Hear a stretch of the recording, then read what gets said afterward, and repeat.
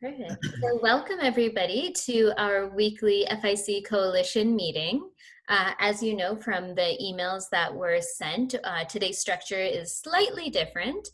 We are going to start with our provincial updates first, and then we're going to go on to a presentation by our lobbyists, and they'll be speaking to us a little bit about what the ongoing plans are. So before we begin, I just want to let everybody know that on August 14th, we are not going to be having a coalition meeting. It is the beginning of CanFit Pro's virtual series, so we do recommend that everybody has the opportunity to join that conference and check out all the different types of sessions that are being offered. We will have a meeting next week, however. So that being said, we can move on to our provincial updates, and we can start with BC. So if Carl, you want to take it away. Hi guys, thank you. So cases remain low in BC for COVID cases. We've had some small blips in the radar. I was actually just chatting with one of our team members about that, how British Columbia seems to react in a way where we have a small outbreak in a certain area and everybody, because we have such low cases, I feel like everybody's passionate about keeping it low. So if we have a little blip and we go from 20, which is their typical right now, to 40, it seems like the community in British Columbia all get a little like this and start following rules and wearing more masks. And so that's a positive for sure. We haven't had a transmission of the COVID virus through any fitness facilities in British Columbia yet. So we were allowed to open on May 19th. So that's a positive for sure. And the appetite still remains reasonably strong for fitness in British Columbia. And unless anybody has any questions for me, that's the update. There's not a lot of interesting news to share out in British Columbia right now. I did, on that note, in terms of small group training, I did my first couple of Orange Theory fitness workouts, and they've done a really good job of spacing and keeping distance and all of that. So that's a small group fitness style studio that's opened up as well, and it seems that they've done a good job of keeping distance and space and all that. I'm not plugging them, but I just wanted to share that because I have nothing else to share. We don't mind a plug every so often. Dave, I knew you would. I knew you would. Yeah. Thanks, Carl. Yeah, no problem, Dave. Great, thank you. Alberta, Scott, if you wanted to take on Alberta. Sure. So Alberta has seen some more YMCAs and large municipal rec centers open up in the last week, which is great to see. Both Calgary and Edmonton have tabled and passed mask legislation. Calgary is requiring it in city facilities, but Edmonton is requiring it in private facilities. In Edmonton, the participant could be fined if they don't adhere to the new bylaw. The business would not be fined. So, our personal strategy with Gym Movement is we're going to be recommending masks in and out of the club. Obviously not when you exercise, but in and out of clubs, and we'll just make that recommendation in both cities. There continues to be some fallout from the article on the spreading event at the cycling studio. So there's lots of chatter and feedback in the community about health clubs. So really trying to overcome that. And I think us sharing articles and images will go a long ways. So what we've asked our staff to do, and anybody on the call in Alberta would like to help, is share those great pictures of social distancing, of staff wearing masks, of safe facilities, because we do need to have an offensive campaign to combat some of the chatter out there. But that's really it as far as the Alberta update. So unless anybody has any questions. Thanks for that, Scott. I just want to add that along with the social posts, so make sure that you do tag FIC in them so that we can share them as well. And Emily, yep, there you go. Practice Safe Fitness is the hashtag that we are using for the positive campaign. So if, and it is going pretty well, and I know many of you have started posting images, which is great because we are able to share it and showcase everything the industry is doing so far to ensure the safety of our members and our staff. Let's move to Saskatchewan. Skye. Hi, everyone. Not much to report here. Really, I came on a couple minutes late. Planet Fitness, I'm sure you guys discussed, is going to all masks, I believe August 1st. So it's got the operators here in Saskatchewan thinking twice. I know with Orange Theory, we're also going to utilization of masks for members throughout parts of the workout in the lobby. I personally reached out to Minister Ng and copied my MLAs, my MPs, and Premier Scott Moe, again pushing them on the Sarker program. I don't know if something is out today. I've been in meetings all morning about Sarker, but it's in relation to rents over 50,000. There's two issues here. One is for companies that have revenues over 20 million. One's for companies that have revenues less than 20 million.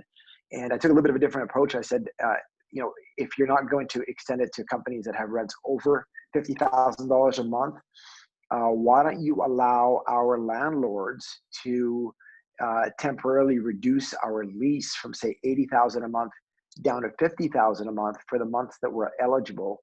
At least this way they're able to get something. And then us as an operator, we even have to pay less because we'd only have to pay 25% of 50,000, which is 12,500 versus say 25% of 80,000, which would be $20,000 a month, especially for the 3 or 4 months that we were closed.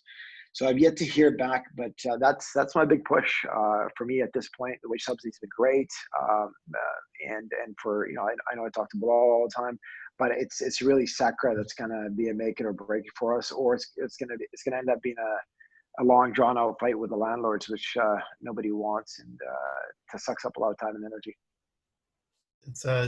It's Chris here. If you don't mind, I just pipe in. I saw your note, Skye, and maybe we talk offline as well, or maybe we talk with Trisha and Scott. But Trisha and I have had some good discussions with some folks in Minister Ng's office, and might be able to help at least to get some more clarity and some answers on that. And I know I'm getting a bit ahead of ourselves, but I know Trisha and I are going to be talking about the pre-budget submission that is due next Friday as well, and I'm sure this will be part of it as well. So happy to talk more about that. Okay, awesome. Great, thank you. Manitoba. Everyone. So yeah, Manitoba cases keep going up just a little slower than before, but we had phase 4 come into play here, and we had a survey, and I don't know if I talked about this last time. They got over 50,000 respondents on the survey.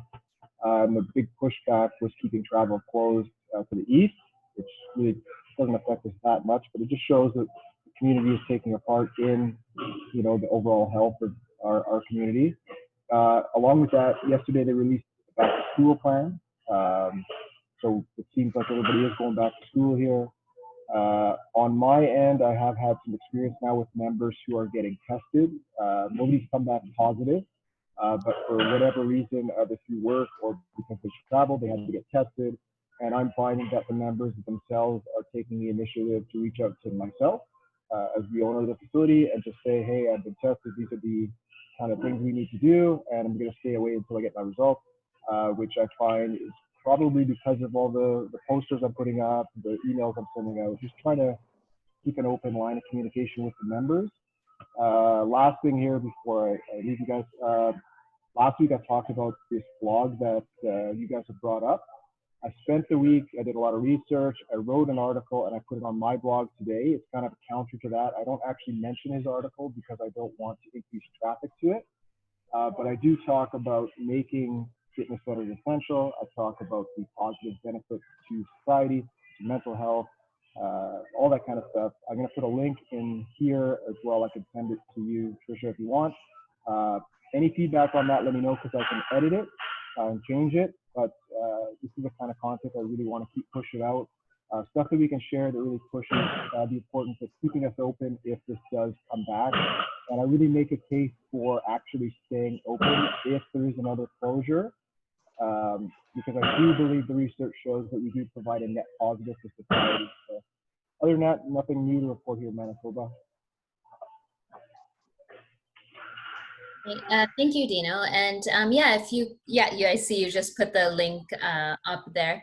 And it's great that we have some positive content coming out, and we would be happy to look at it and provide any feedback. And if anybody has any feedback moving forward, I think that's the way to do it, is to build on each other's knowledge and make sure we are united in this. So thank you for taking it upon yourself to do that. Let's go to Ontario. Do we have anyone from Ontario? Yeah, I'm here. If Mario's not, or Chuck. I'm sure everyone's scrambling because as of today, Ontario is open. Gyms are open in the GTA and Peel region. So there's only one region that's still closed here, which is the Windsor-Essex area is still in stage 2. But everywhere else is in stage 3. So that was good news. Everybody was open as of 12:01 a.m. this morning.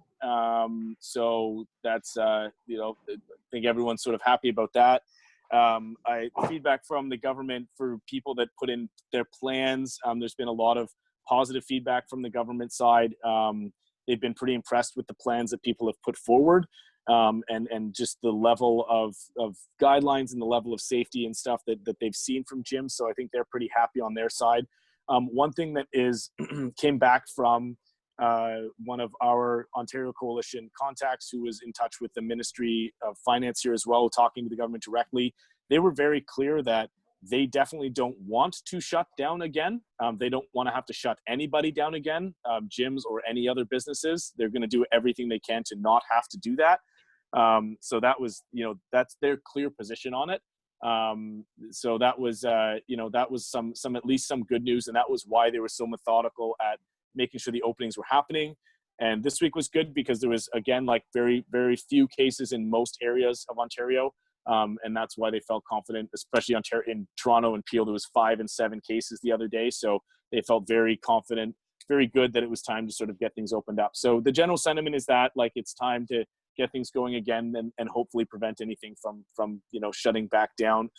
On the side of the talking about PR and everything, I'm going to send a package along to Trisha.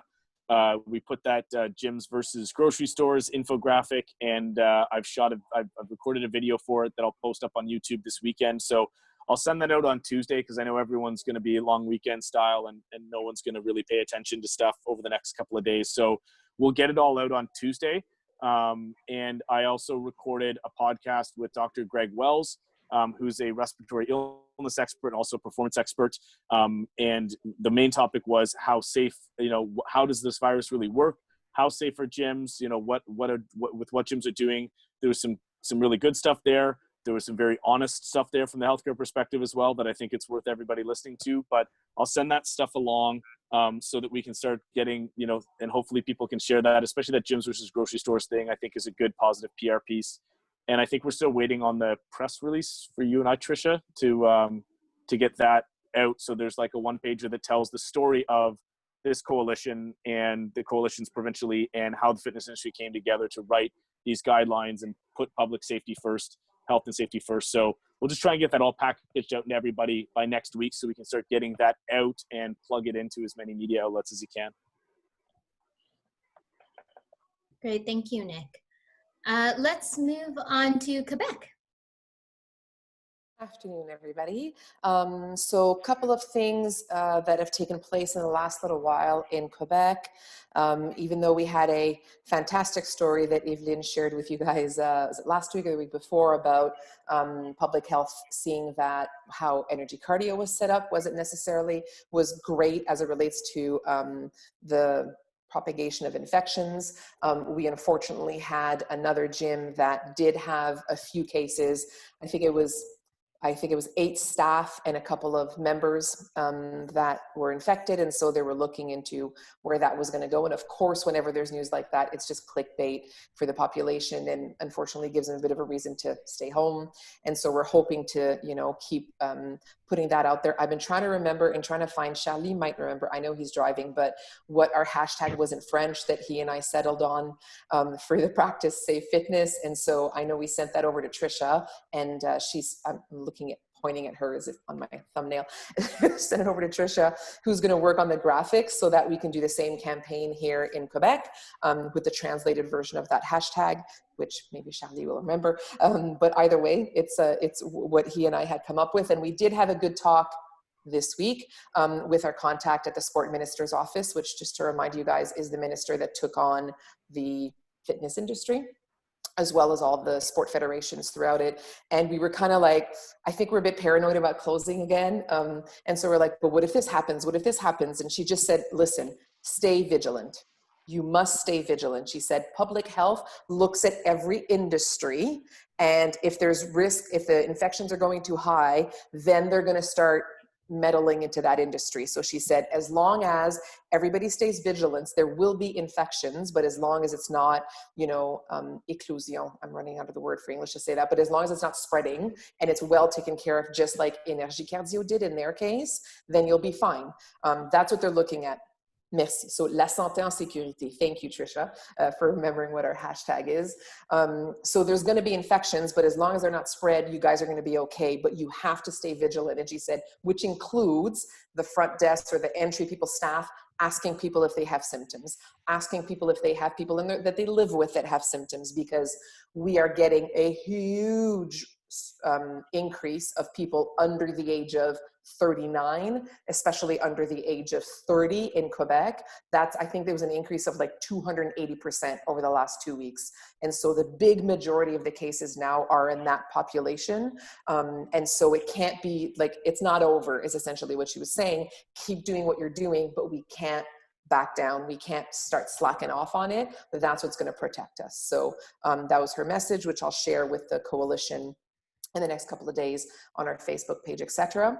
And the other thing that happened, and I'm sharing this with Chris too, so he's aware of it, is there is a case that a gym that rents essentially sued their landlord, and it went to Quebec Superior Court, and it went through that the renter, the gym, was winning, because there's something like, if I'm translating, like peaceful enjoyment of the space that you're renting, which they said that clause is how they managed to win, because there's no peaceful enjoyment of your space during COVID.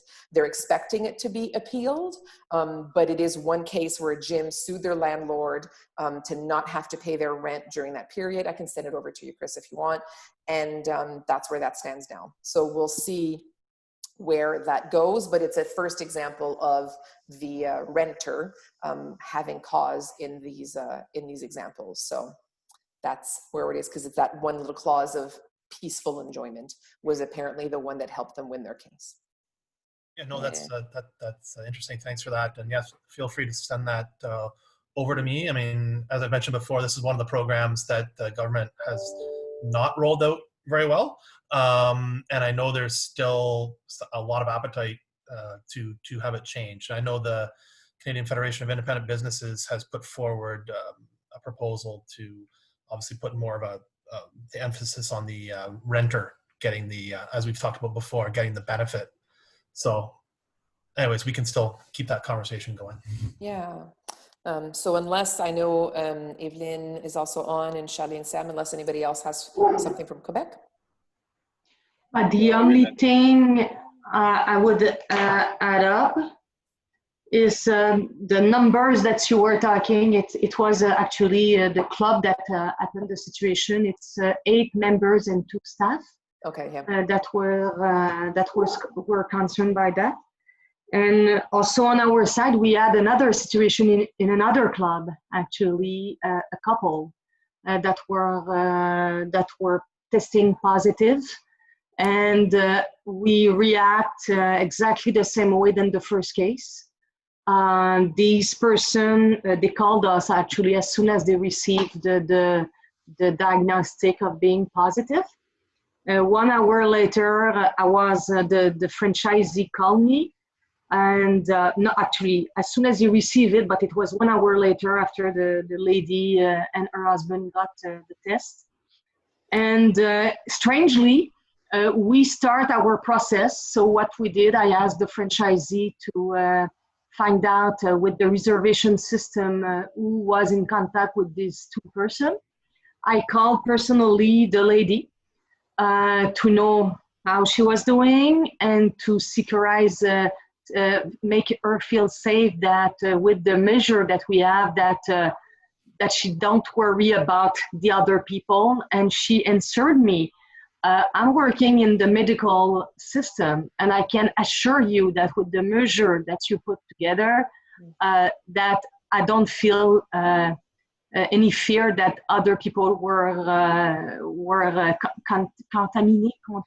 Contaminated? Contaminated. So nobody else got it.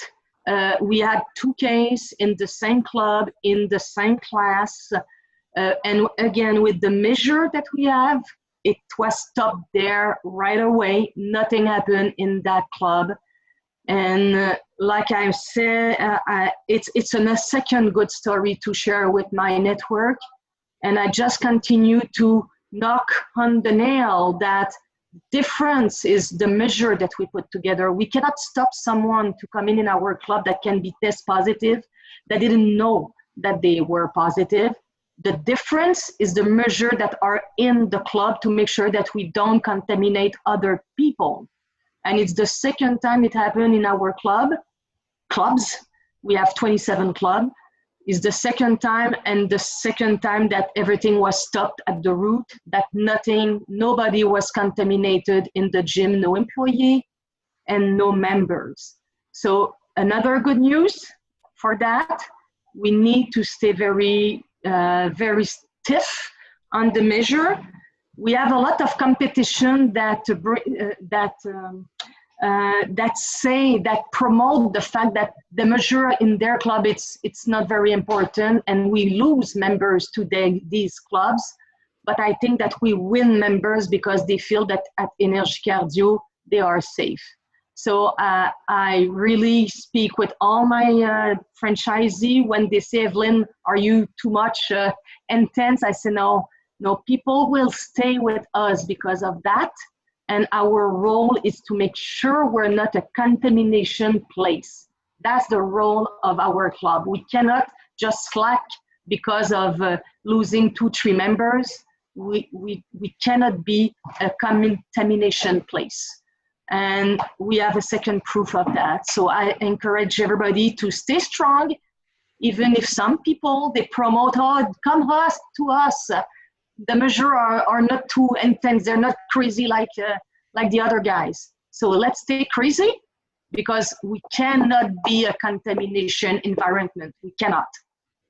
Thank you, Evelyn. That's wonderful. And it's great to hear what you're doing and the fact that we should stay crazy. I love that. And I want to bring up that from an FIC perspective, we are coming up with a kind of a rapid response plan in case somebody in your club has been tested positive, what to do from there. So we will have that available in the next week or so, both in French and English. So if anybody has any recommendations or ideas of what you would like to have included in that, please contact me directly so we can make sure that all your recommendations and ideas are incorporated into that document. I will send you what we do. We start to have a little bit of experience. Perfect. In that field. And the thing that I forgot to tell you is the first time I told you that public health contact us to tell us what to do. Strangely, in the second case, we received no recommendation from public health. So my recommendation is not to wait from them. We need to be proactive, to act as fast as possible, and more our members know what we are doing and how serious we are about that, faster we can react. So my franchisee wanted to wait from the health, public health. I say, no, you don't wait. I know what to do, and we are doing it right away. And thank God, because they never sent us nothing. Yeah. Strange. Right, Trisha. We have in British Columbia, Provincial Health has sent out a chart. I'm not in the office today, and I left it at the office, of course. I'll scan it and send it to you. So there is, from Provincial Health here, there is some recommendation how to go if you have a case in the club here in BC, and I'll send it on Tuesday to you. Perfect. And then you can distribute it as you need. Great. And we also shared that last week, I think. Do you have it? Yeah, I'll send it again. Yeah, we okay, shared well that then last I week, don't. yeah. Okay, thank you. I Great. just also ask Evelyn, the competitor who is actually marketing that they don't have strict rules or they're being lax on that, I would love that we report them. That I think is incredibly dangerous, Terrible. not only from a public health, but for the industry. Like that, I'm just like, your head is shake. So this is, Scott, this is what I ask to the franchisee and the staff. As soon as they hear about losing member to other club because they don't have strict measure, I ask them to refer them to the public health. Like that's really the measure that I ask our network to do. Yeah, absolutely. I repeat that every week with our franchisee. You hear that? You what's the name in English? You said it. Report them. Report. Yeah. You great. report them exactly. So very important. That's a big point for us. Carl, you I think you asked me something I don't understand. When you notified the members that they had possible contacts within your club, did you get any negative responses or any changes in maybe KPI metrics or numbers, or was it just, okay, thanks for letting me know? It was very, very positive. First, we had the chance to speak with, there were 20% in the class. It was a body pump class. And we reached everybody and with a personal conversation, and they were so happy and they were feeling very confident in our measure. So it didn't change nothing in the statistics of the club, in the presence in that class, nothing changed. The instructor, everybody were really positive about the fact that personally, as the vice president of the company, I took the time to call people, and the owner of the gym also, so they were pretty impressed actually, very positive. Thank you, Evelyn, for sharing. We'll actually just go on to the next piece since we're on a little bit of a tighter schedule. So if there's more conversation, we can come back to it if we have some time. But let's move on to our government lobbying presentation. We have both Chris Gray and Peter Seemann here from Grassroots Public Affairs who have some information that they would like to share with us. And I believe you have a slideshow as well, which you should be able to share. Thanks, Trisha. It's Chris here. Thanks again for that. And yes, we're very much looking forward to this presentation. I'll turn over to Peter here, who will run through the deck.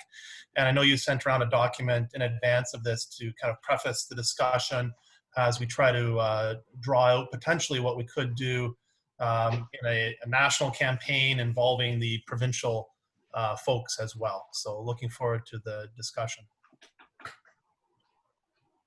Yeah, hi everybody, welcome, bonjour, thanks for having us. My name is Peter Seemann, the principal of Grassroots. I believe I was on a call earlier with some of you, and I know it's been very busy times given everything that's been going on. I live in the Greater Toronto area, and I'm looking forward to getting back to my gym in the near future. So I know your focus first and foremost is on opening your businesses and getting them back running. What we've been doing, and Chris has been carrying the ball for the most part with respects to our advocacy support at the federal level. We first started having conversations conversations with Scott and Trisha back in the late winter, thinking about a world pre-COVID and looking at the opportunities and areas in which we could assist both the Fitness Institute, Council of Canada, and other of your members across the country. So while our focus since then has been principally on the variety of issues that have come up related to COVID-19, the business disruption, things like rent relief and other issues, sort of focusing on the daily government announcements. What we tried to do now is put together a little bit of an outline to look at, well, what would it look like if there was an opportunity for greater collaboration across the country with both the national organization and businesses within your sector? Is there an opportunity to collaborate for the benefit of all of you? We've had experience working with different associations with a very similar structure in different industries. And what we put together is just a short deck to get the conversation going, to start asking some of the questions that would be required to see if there was an opportunity to broaden the scope of work that we're doing and assist you in a greater capacity. Just a little bit about Grassroots. We're an Ontario-based firm. We focus on provincial and federal advocacy work. We provide communication support to clients, and we also do public opinion research. Essentially, we have a philosophy that believes that the best people to speak on behalf of an industry are the people like you that have a vested interest in the success of your businesses, have a passion for that industry. We as consultant lobbyists can provide a tremendous amount of support in terms of how to ensure that your message is being communicated in the most strategic and effective way, because it is a very crowded landscape out there right now with respects to messaging and information going to government. So before I get started, Chris, was it worthwhile just for sort of 60 seconds talking about some of the issues that you've been focused on and helping with on a federal level, just to give the group some example of our work to date? Well, I think most of the members are aware. You know, I'm participating on the calls on a weekly basis and informing you as best I can, and happy to do that, particularly on the rent or the wage subsidy issues. Obviously, the rent has been one of the major sticking points for FIC, and we continue to bang away at that. So those are the major things that we've been working on from that. And as you mentioned, there are other things that we originally talked with both Trisha and Scott about working on, including the fitness tax credit and the prescription, the fitness prescriptions as well. So those are things that we will be looking to move as we move forward down the road. Okay, so let's jump into the quick deck that I have. If you have any thoughts come to mind, put it in the chat box. We'll come back to it. But the point was to get the discussion going, and then I'm happy to take any questions afterwards. So essentially, advocacy in 2020, as you can greatly appreciate, has been interrupted massively by that nasty thing called COVID-19. Politicians typically are there to listen to constituents, listens to business groups, and they're doing that, but the volume, as I said a moment ago, of information has only just exponentially grown, and industries across the country in different sizes, both at provincial government level, federal government level, and even municipal government level. It's just a very, very crowded landscape. So the purpose of this discussion was to say, well, if there's any way to collaborate in greater detail, how could we do that? How can we do that more effectively for the benefit of your organization and your individual members? And this really comes down to the idea of effective grassroots advocacy. We employ a very simple 3C model of success for all advocacy. And whenever you're able to get broader groups to come together, it's very critical, first off, that we have clarity, understanding of the goals, the roles, and the timelines before we start any type of messaging to government. We know that there are very similar asks to different provincial governments and to the federal government, whether it's the tax credit, whether it's labor issues, whether it's issues around the standards you're going to have to maintain now around COVID-19 operating rules.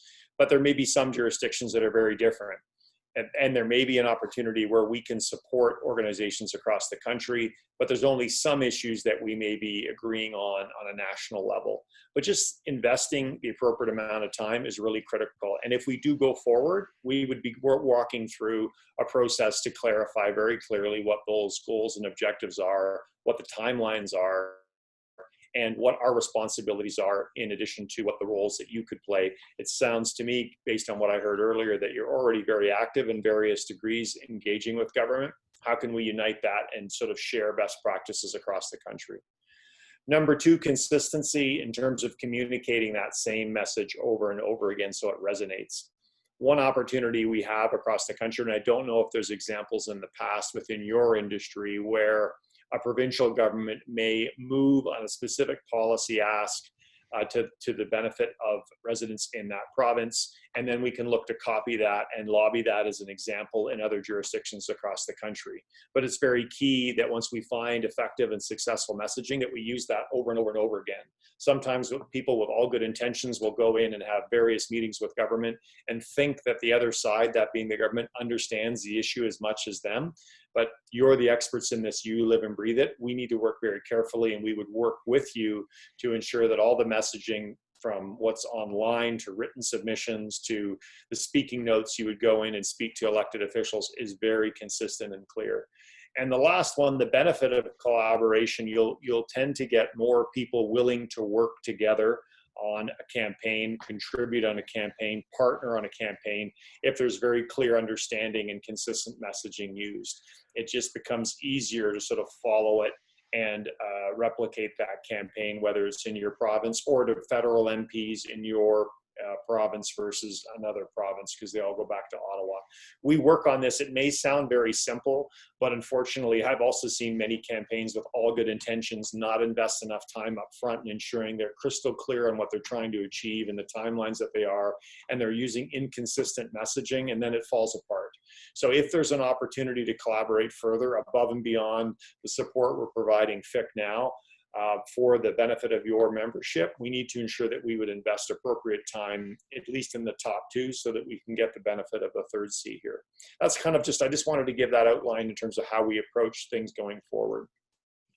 So there's really a bunch of questions that we need to ask and you need to ask yourself, and we don't need to sort this all out right now, but in order to find any possible avenue or platform for greater collaboration and benefits that we could provide, we need to make sure that what are, in your case, in your area, your biggest concerns. We know that working with Scott and Trisha, we talked about things like the rent relief, obviously, and we talked about the tax credit, but those are a couple of ideas. I believe there was 4 on the list that I saw before. We need to make sure that if there was an opportunity to collaborate on a national level, what is the top 1 or 2 or 3 in the next 6 months that various groups want to say, yeah, we want to be part of that campaign, and we want to utilize whatever resources we can afford to ensure that we're promoting that same message. So what are those common issues when it comes to advocacy and government lobbying, both in your area, maybe provincially, and also federally? That's question number 1. Number 2, I'd be interested to know just the current levels of advocacy that various members, and I suspect like any organization, you've got some people that represent very big businesses and maybe some much smaller ones. But how involved have you been? How much support might you need? How comfortable are you doing this? And in terms of reaching out to elected officials, dealing with government staff, we would be there to provide support. We could, in some areas, organize and help structure lobby days and set up meetings. But you have to be the people that do those meetings and communicate that ask, whether it's still in a virtual environment, which it probably will be for quite some time, or if and when we get to the opportunity of doing things face-to-face, which are always more effective, but we just don't know when that opportunity will be yet, still with COVID-19 restrictions. And the next one would be just sort of assessing the timeline and political schedule. As I said off the top, I know that all of you are busy getting your businesses reopened. That's your focus, understandably so. There's going to be some very unique opportunities coming up in the next 3 to 6 months. Here in Ontario, we've not seen a provincial budget yet. I suspect all the provinces are behind schedule if they've done anything. Similarly, the federal budget has not come out. They are going to be bombarded with requests from different business industries in the next period of time. At the very least, there should be submissions put in on your industry. I believe you have a great advantage given your focus on health and wellness. And I believe that despite the economic focus and the need to get people back employed and working and having income again, the whole idea of mental wellness and the benefits through exercise is something that you can really leverage for the benefit of your businesses. Now, that being said, it's not going to be easy. But if we do strike some sort of a national campaign, the idea would be, well, what's the timeline that most members would feel comfortable working in? Do the majority feel that, you know, you need a month or two to get your business, or running again profitably and operating the way you want? Or, you know, is it very important to do whatever you can, strike when the iron's hot, and ensure that we can get in front of the government as soon as possible? And then what do we need to do on that basis? So those are sort of the initial questions that we had identified. And then next steps, if we got to the point where, let's say in the next few weeks or month or days, whatever it might be, we reach consensus on what those priority issues were. We reached consensus on, yeah, there's a bunch of members and stakeholders here that were prepared to step up and do their part with the time that they had available. And we also reached agreement on what the time frame would be. Well, what would we have to do? So is there a nature, first and foremost, to develop a theme? And what is the primary messaging that would go with that? Is there a benefit? And I'll give you an example. So we've been doing work within the agriculture sector for quite some time. The agriculture sector is very broad and diverse, represents a whole bunch of different subsectors and commodities, and they all have their own individual issues, but there were some areas of common ground for them, whether it was issues around labor, rural infrastructure needs and requests. And what we convinced them is to change their lobbying around from going to government with a list of their problems and challenges and saying, first and foremost, that we have an opportunity to produce prosperity in Canada. And we did it first in Ontario. We called the campaign Producing Prosperity in Ontario. And we focused on the benefits of what a more robust and successful agri-food sector would be. So rural economic development, job creation, home affordability in smaller towns and cities. And we went to the government with that narrative.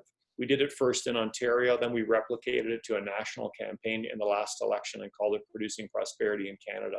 This is an example of bringing together a bunch of voices who may have some different priorities, but a lot of common ground. And we developed a national framework and were able to give stakeholders a toolkit of information, messages, key speaking points, etc., to go to their elected officials to raise awareness of the issue. We'd obviously have to agree on tactics and budget. Everyone always asks, well, what's this going to cost? And it's kind of like, what's a gym membership, right?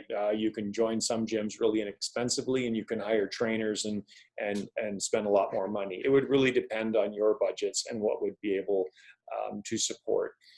Our hours are one cost. Other costs on campaigns like this come into third-party marketing issues, whether that's ad space online, whether it's promotional videos, whether it's printed material that we're sending. There used to be something called travel that would incur a lot of cost, although that currently isn't something, at least till things get back to normal, that we'd have to worry too much about. But even finding ways to be more effective in virtual communications, given the fact that everyone's having to resort to that. And lastly, just developing a list of activities. So checking in with each other regularly and ensuring that we had a schedule and a campaign running that made sense, that we could check in and see how everyone was doing, and we could set certain sort of objectives with specific milestones and times.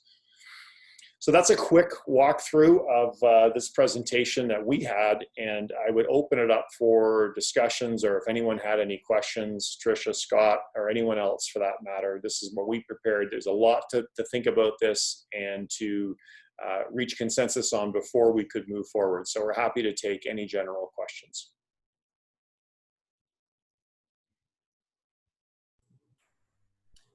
Just a comment. I think our association is really well suited for provincial advocacy with our provincial councils. So, you know, the folks on this call, you know, really looking at the questions that were asked, you know, what kind of advocacy have we done? We heard of Skye today, for example, talking about the rent relief. What do you think is really important in your community? But also, how can we be part of the solution? The one thing I know that government's really focused on right now is getting back to quote unquote normal.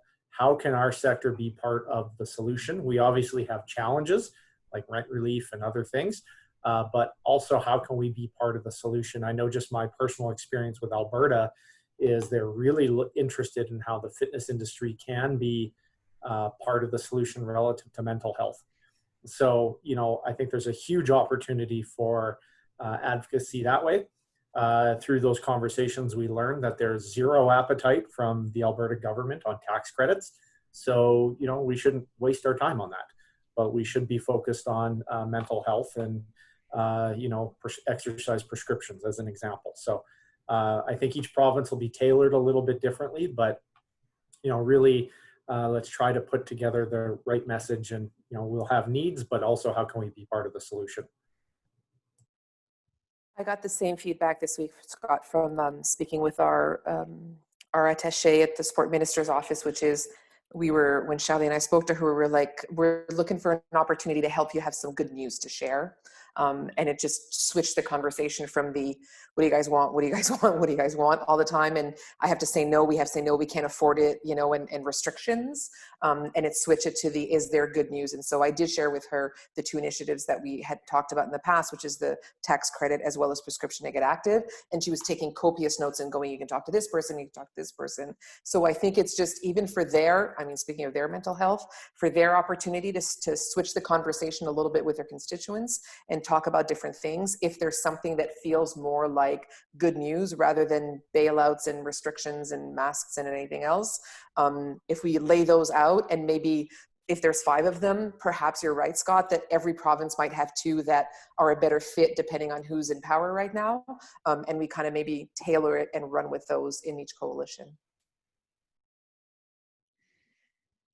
I would just add, based on that, very, very much in line with your comments, we always look at it from the perspective of what's in it for them being the government. As you just said a moment ago, there's always a long lineup of people complaining about their issues and concerns and looking for help. And I'm not suggesting you're not looking for help and support, but framing the narrative in a way that sees a benefit for them. Maybe it's we can somehow extrapolate and figure out the cost and healthcare savings when people get back working out, right? Whether it's mental health or physical health. I'm sure you've used statistics like that before. And it's critical that these businesses get back up and running and that they get the support they need. So these are the sorts of things that we've been able to work with. Obviously, we're based in Ontario. We do have collaborative relationships with other consultants in other parts of the country to varying degrees of strength. We could certainly help and support a lot of the activities from a remote basis, because best practices are best practices, and what works effectively usually in one jurisdiction works similarly in another. So happy to have a follow-up discussion on this, or any other questions we're happy to take.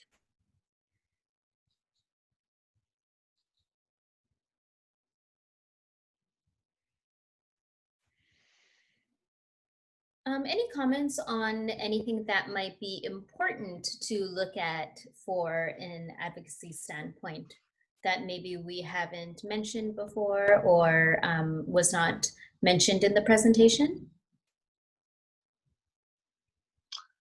I mean, I'm just going to echo, I think, what Scott and Nathalie said, that I think the real opportunity here, especially as we're looking at how do we get more people coming into the gym and more people feeling it, it's looking at that bridging over into healthcare, the healthcare and insurance side of things. Sorry, as a fire truck drives by my front window. It's looking at that and taking a very realistic look at what we have. I mean, the prescription to active program is one of them. There's other initiatives we've talked about getting some of the healthcare budget dedicated to that. So I just think that's where the opportunity lies, and that's where, you know, filling up that gap of members who haven't come back and potential new members and reaching outside of our facilities. I think that's where it really lies. So looking at initiatives around that. So happy to support that, and I'm putting together some stuff too that I'll get out in the next couple of weeks for everybody.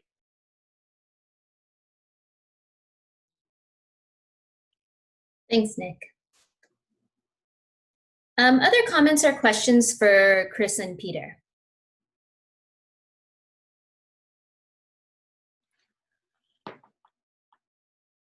Trisha, maybe what I would suggest, I know it's a lot to digest, is we could put together a very simple, short survey that could go out to people just on the follow-up of this discussion. It might give people an opportunity to think a little bit afterwards, if we could reach just anonymously being able to fill out what some of those priority issues are and any of the thoughts they have, and then circle back with you to see what sort of the next steps are. Because it's a lot to wrap your head around, I know, in the first sort of couple opportunities to think about what that broader collaboration may look like. If that's an idea, we're happy to do that.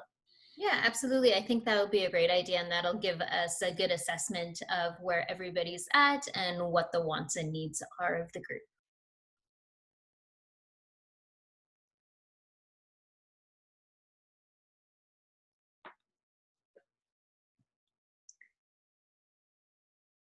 So I'm gonna sign off, Trisha. I have to get on another call, so Chris will stay on. If there's any other follow-up for us, we'll certainly respond accordingly. Hope everyone has a great long weekend for those that get it, and we'll talk to you soon. Great, thank you, Peter.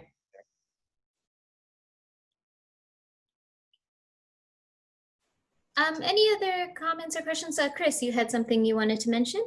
No, I was just, no, I'm good for now. I think that was good, and it goes along the discussions that we've had, and obviously we're very happy to be supporting you to as much as we can right now, and let's see what more we might be able to do with across the provinces as well to have that common theme, and it will be tailored potentially in every province, but happy to discuss that as well. And as Peter said, we'll work on a short survey to kind of drill down a bit more on that.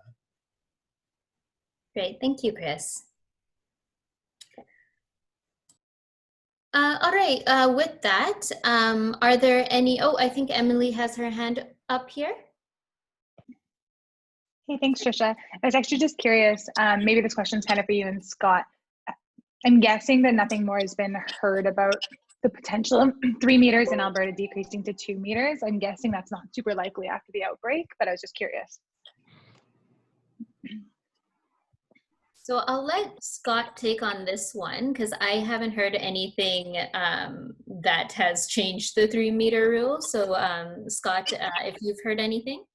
No, I haven't heard anything. I know they were open to kind of chatting with us about it. So we could possibly follow up. I do think the outbreak really was a black eye that we're going to be working to overcome. But honestly, that was more staff weren't wearing masks and there was fans blowing all over the place.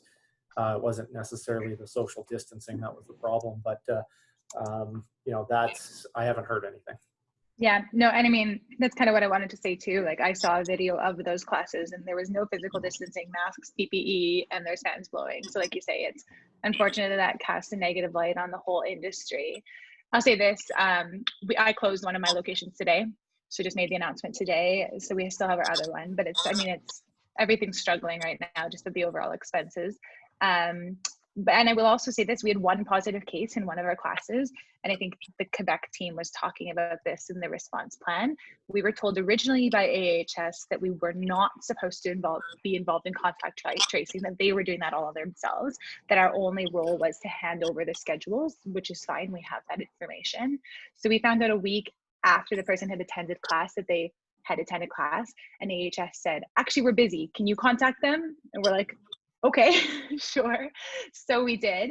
And I don't mind actually sharing the script that we used. We really emphasized the fact that it is considered a low risk because physical distancing and PPE and like high levels of disinfection are in place.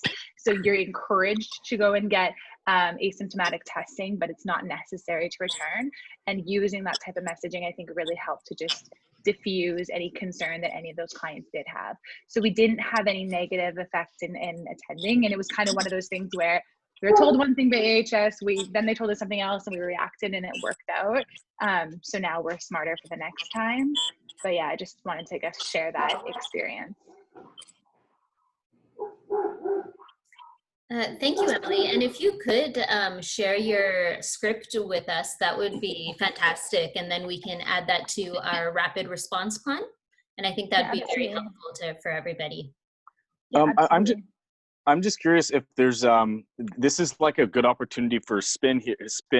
Don't mean the pun on that one here, but this was a class that seemed to be not following not only the provincial guidelines, but definitely not the FIC guidelines. Hadn't been involved in these discussions. I mean, is going against everything that everybody in this discussion is kind of going for. So just wondering if there's a way of putting some press out, because I didn't see any press that documented the things, but I've heard from multiple people around it that like, yeah, they weren't distanced. There was fans running, like whatever it was. There was other information that came out that showed that they weren't adhering to it.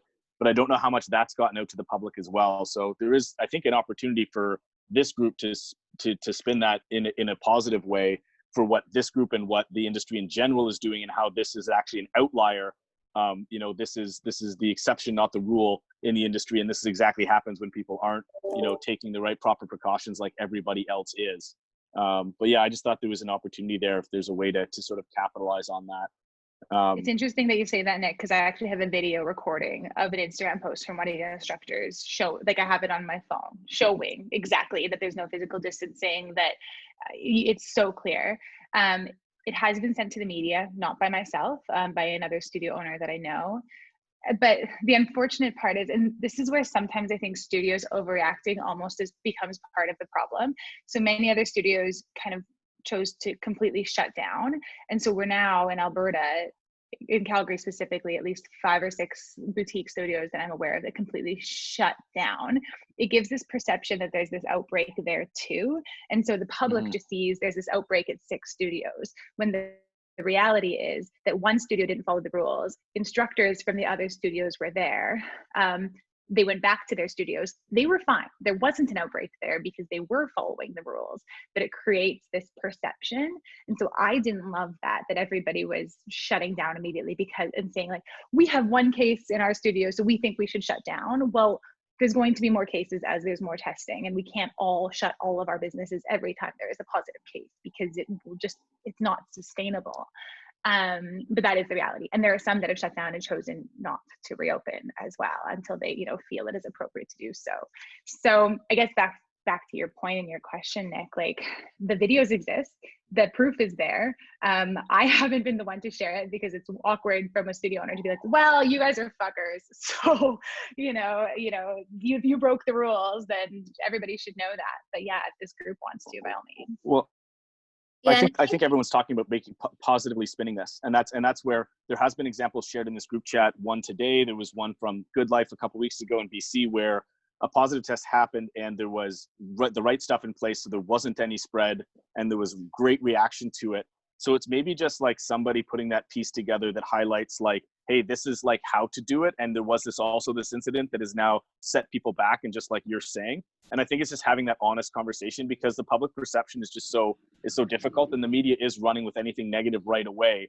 So you've got to give them the story that tells the right story that they want to put out there, that is also, you know, kind of says both sides of it and frames it more positively than just frames this sort of negative reaction to it. So that's more what I meant by it, not like, hey, these guys are awful, look at this is what everyone else is doing. But it's like, here's an example of like somebody who didn't follow the rules, and this is the consequence of it. And here's examples of people that did follow the rules and had an incident, and this was the thing that happened because of it, like all the positive stuff that came from it. I think that's the story that needs to be kind of told out there. I think we need to be a little bit wary. I think we need to be a little bit wary on showing the negative. Sam has a comment here for the goal should be to showcase the positive and report to public health the negative, not share the negative to the media. And the reasoning behind that is you don't want to highlight what's negative in the industry, because then people start seeing the negative that is happening in the industry as well. But they're getting it, right? Like the thing is they're getting that, and so you're right, we don't want to be the one sharing the negative, but I think you have to be realistic about that's the story that they're telling. So you've got to take that and then put it, counterbalance it with all of the positive, so that people will actually pay attention to it. Because all the positive stuff that it was putting out there, it's getting taken by members of the gyms, people that are already pro fitness industry, but it's not getting into the mainstream. It's not getting into the zeitgeist. The negative stuff is. And so there has to be a way to frame that so that you get people's attention, but are able to frame the positive stuff. I think that's the key with it, is what I'm trying to say. Hey, just jumping in here. I'm not sure about you guys, but at least here in Quebec, I know in the past, it's always been a game of numbers. So you can't control the media, but if we can push as much positive, and you can't change the stories that are being told. So if we can do a massive push and get the numbers out on as much positive content, then that'll just take over, and that's what the storyline is going to be about. I think that also we can, the positive can send two messages, actually. We have an example in one of our club. We have a person that is 90 years old, 90, and is in the club. So we share that, is there every day. And it was something that we shared on media. So we share the message that it's safe, because by sending that positive image of that gentleman of 19 years old working out in the club, you share two messages. Underneath, you share the message that we put measures that are safe, so this gentleman of 19 years old feel completely safe. But we didn't speak about safety. We spoke about that great fact. So I think that we need to find situation that can send two messages. One that is the one that is clear for everybody, but underneath there is a second layer and a third layer that has a huge impact on people. So it's, instead of saying negative thing that I think that it's dangerous, we need to build on positive that has second and third layer of information that is really strong. I don't know, does that make sense? What I just said? That makes perfect sense, Evelyn. That's exactly the type of thing that it's a story that people want to read, and it's not just, hey, everybody, look at how amazing we are in fitness. It's not just pro-positive, like, you know, it's something that people want to read and want to share. And that's my point, is that this positive message is good, but it has to also be framed in a way that people are going to want to share and want to click in and want to overwhelm that negative news. And I think we just have to be realistic about the type of content that actually is going to get some of that virality to overwhelm the negative cycle. And that's a perfect example of a positive story that will get spread, because people will want to share that and see that. And it doesn't have to be right in the face. Hey, I would also recommend that you get your staff on their personal pages to use our hashtag Practice Safe Fitness.